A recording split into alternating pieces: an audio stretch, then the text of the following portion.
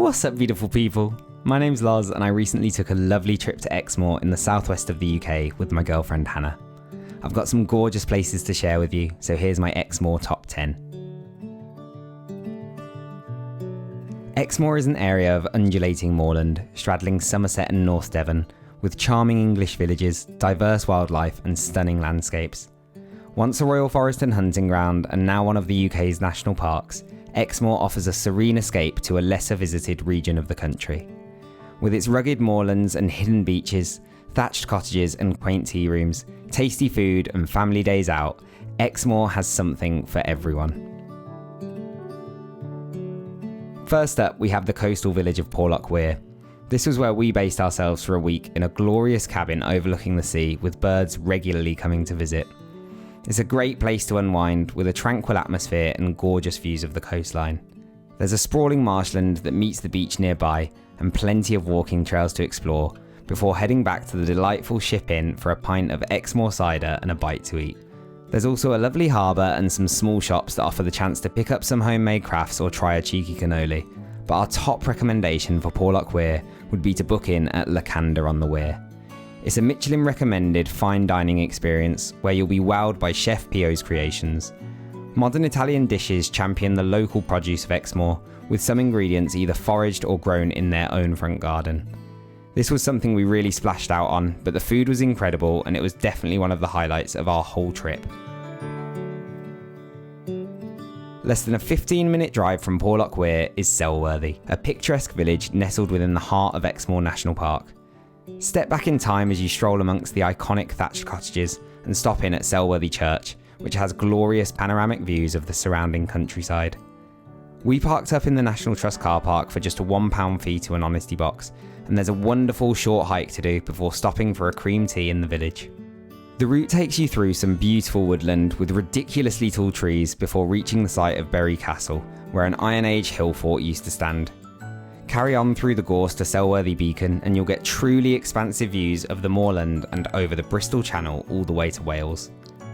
After the exercise, you'll have built up an appetite, so you'll want to head back down to Selworthy Village Green, where you can stop by one of the thatched cottages that doubles as a tea room. We can recommend Periwinkle Cottage for their tea and scones, but just make sure you try them with the delicious whortleberry jam that's made locally. Next, we're heading to North Devon and the west of Exmoor, where you'll find the breathtaking Broadsands Beach. Just under an hour's drive gets you from Porlock Weir to Watermouth Harbour, where you'll be able to park up and get a brilliant view.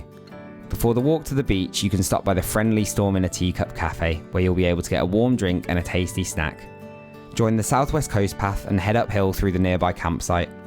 On the way, you'll spot a perfectly placed bench, where you can get your first views of the stunning Broadsands Beach. You'll head through a gate and along a wooded section of the path where you may get the fragrant aroma of wild garlic. We didn't see any and we're not sure how often they show up, but heed the sign and watch out for snakes on the off chance there's one slithering through the undergrowth whilst you're visiting. It's about 250 steps down to the beach itself, and then you'll arrive at this little slice of North Devon paradise surrounded by dramatic cliffs and lush greenery. If you have an inflatable kayak and don't mind carrying it down, this bay is a stunning location for it. If it's not yet the summer and you don't fancy a dip in the cold sea, then you may do like we did and just paddle. It's always a good idea to check the tides, as a lot of the beach disappears as the tide comes in. But even though we were there on a bank holiday on a lovely sunny day, it never felt too crowded. That's why this place really feels like a hidden gem on the Exmoor coast. For a gorgeous sunset spot on the way back, there's Combe Martin. For some, it's a great base for their Exmoor hiking, horse riding and water-based activities. For us, it was a tasty stop off on the way home. We parked up and made our way to the black and white fish and chip shop. They've got a vast selection to choose from, but bear in mind it's only open until 8 and it's closed on Sundays. Thankfully, we weren't there on a Sunday, so we got our fish and chips and then walked with our dinner to the beach to find our alfresco dining spot. With a wonderful view of the bay, we polished off our fish and chips and then climbed on a little further to get an even better view of the setting sun. About a 30-minute drive west from Porlock Weir are the twin towns of Lynton and Lynmouth, best known for the water-powered cliff railway connecting them. Lynmouth sits at sea level with streets of cute fishing cottages huddled around its harbour, whilst Lynton is perched on the cliff top 500 foot above. For a short stay in Lynmouth, you may be lucky to get a space on the street, but we recommend parking in the Esplanade car park so that you don't have to rush. Parking was £9 for 6 hours, which gave us enough time to explore both towns and take a glorious walk in the area too. Known to some as the Little Switzerland of England, take in the views where river and woods meet sea and town. Amble along the pedestrianised high street to find independent shops selling fluffy goods made with Exmoor sheepskin, beautifully carved wooden items, and an extensive array of bucket hats. Not to be missed is Maurice Bishop's art gallery, where you'll find some fabulous paintings of Exmoor, and you may even be fortunate enough to see the master at work on his latest scene. Stop for a quick coffee before heading to the jewel in the crown of these two towns, the Lynton and Lynmouth Funicular Railway. Opened in 1890, it's fully powered by water from the nearby West Lym River and is one of only 3 of its kind remaining in the world. The journey is surprisingly fast and offers wonderful views of the surrounding scenery before you pull into the upper station of Lynton. If you didn't get your fill down below or you're starting up here, stop by the Grade 2 listed Clifftop Cafe, which it's been said is perhaps the best location for a cream tea in the West Country. A short walk from Lynton is the stunning Valley of Rocks, and we highly recommend doing the circular walk from the town and then back along the coast. The geological marvel is a U-shaped dry valley that runs parallel to the sea with a herd of feral goats calling it home. They freely roam all over the area, so look out for them climbing dry stone walls and the jagged cliff edges or chilling out in the nearby fields. You'll walk past the cricket pitch with potentially the best views of any in the country, and then come to the fantastic rock formations with sea views. There's public toilets, a picnic area, and a cafe for refreshments near the road, but we spent some time sitting on one of the perfectly placed benches with a spectacular view. After a short rest, we climbed and got a bird's eye view of a small secluded beach a little further along the coast.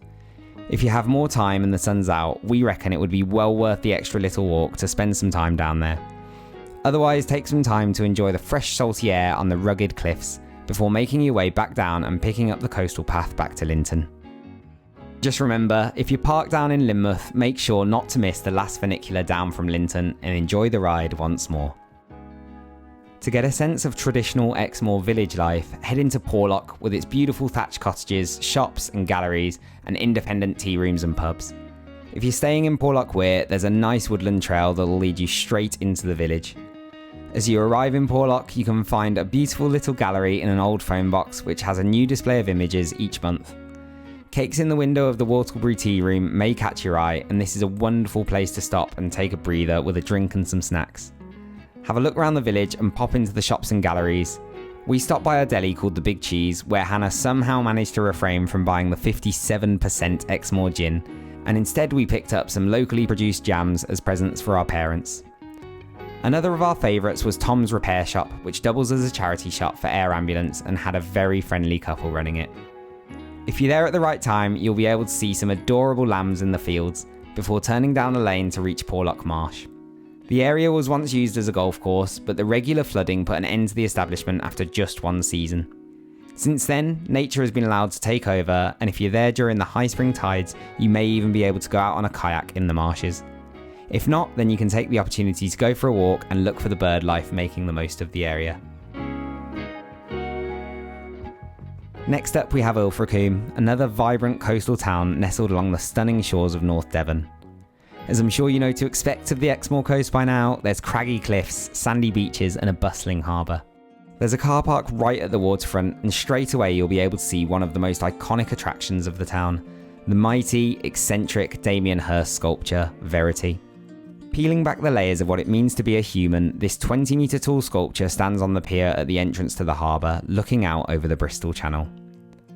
For some photogenic and tasty seafood, we suggest stopping by Slice of Devon, where you'll be able to enjoy specialties such as lobster roll, crab fries and cones of calamari. Ilfracombe is a great place to start some coastal walks or organised kayaking, but the town is also a hot spot for booking boat trips to go fishing and dolphin and seal spotting.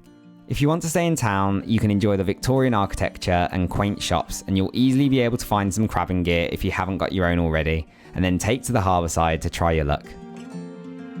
Whether it was our lack of skill, the pungent salted squid we bought as bait, or the crab simply not being hungry, we failed to get any into our newly bought bucket, and eventually, reluctantly gave up. Apparently this is supposed to be a prime location for crabbing, so we hope you do better than us. Our favourite experience on our day to Ilfracombe was just a walk down the road from the town centre, Tunnels Beaches. Carved in the 1820s, walk through the 4 tunnels and learn how local entrepreneurs developed them to transform Ilfracombe from a small fishing village into a popular tourist resort. Bear in mind that there is an entry fee for Tunnels Beaches, which is £3.75 for an adult and £3 for a child, but family tickets are also available. You can go in all day, but unfortunately we timed it wrong and missed the low tide, meaning we missed the tidal rock pools. However, this did mean we had practically a private beach, which we loved. You'll also be able to see the unique wedding venue overlooking one of the hidden beaches, so if you're engaged, this could be the place. And finally, we have Torre Cider Farm on the east side of Exmoor National Park. This is a family-run cider farm with a fun atmosphere to enjoy authentic Somerset craft cider made from their own orchard and apples. As soon as you arrive, you'll see all the animals, including sheep, pigs, chickens, and a goat, and you'll quickly understand why this is a local favourite for families. Their apple juice and ciders are pressed and fermented on site using wild yeast, and we especially enjoyed the sheep stagger. Although at over 7%, you definitely have to be careful with some of these ciders. The cider no doubt tasted so good because all of the 20 different varieties of apple trees are looked after with no pesticides or chemicals, and they even have their own bees for pollination. There's an on-site restaurant, or you may be there when they're having a barbecue. We got 2 deliciously smoky pulled pork rolls and ate them whilst live music was performed. After your food has gone down, you can go for a stroll in the orchard and check out the different homes for sprites before heading back for another delicious cider. And there we have 10 of the top things to do on your next visit to Exmoor. Let us know down in the comments if you're visiting, or if you've already been and think somewhere else deserves a place on this list too. If you're looking for a place to stay in Exmoor, we highly recommend the Best of Exmoor. The Best of Exmoor is a local family-run business offering a huge selection of self-catering cottages in the area. Click the link in the description and use the code LOZESLeisure, or snap the QR code on screen now, and you'll get £30 off any holiday cottage stay on their website. If you've enjoyed this video, please leave it a like and consider checking out my Exmoor playlist for more tips and locations to visit in the area. Come and say hello over on Instagram and subscribe to see more. Thank you so much for watching, big love, and it feels good around here.